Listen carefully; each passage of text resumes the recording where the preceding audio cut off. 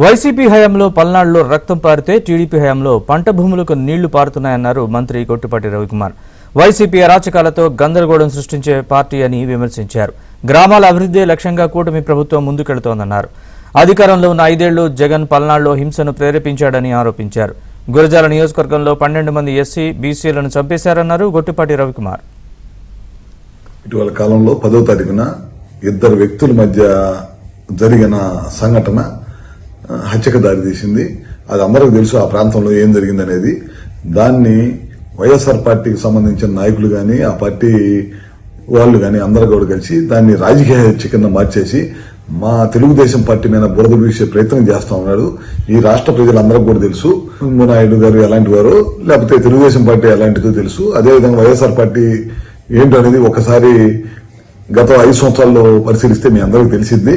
అదేవిధంగా మీరు చూస్తా ఉన్నారు, గడిచిన 5 సంవత్సరాలు పల్నాడు జిల్లాలో హత్య రాజకీయాలు గాని, దాడులు గాని తెలుగుదేశం పార్టీ కార్యకర్తల మీద ఏ విధంగా జరిగిన పల్నాడు ప్రాంతం మొత్తం కూడా గందరగోళం చేసే పరిస్థితి చేశారు. లాస్ట్ పరామర్శకి చంద్రబాబు నాయుడు గారు వెళ్తున్నా సరే తాడు పెట్టే పరిస్థితి తీసుకొచ్చారు. ఆ రకమైన అరాచకం సృష్టించారు. ఇలాంటి హత్య రాజకీయాలకు సంబంధించి ఏ చిన్న సంఘటన రాష్ట్రం నలుమూలల ఎక్కడ చిన్న సంఘటన అయినా సరే ప్రభుత్వం సీరియస్ గా ఉంది. డిపార్ట్మెంట్ కూడా చాలా సీరియస్ గా తీసుకుని ఎక్కడ కూడా చిన్న సంఘటన జరిగిన ప్రభుత్వం కానీ ముఖ్యమంత్రి చంద్రబాబు నాయుడు గారిని ఎట్టి పరిస్థితిలో ఉపేక్షించే ప్రసక్తి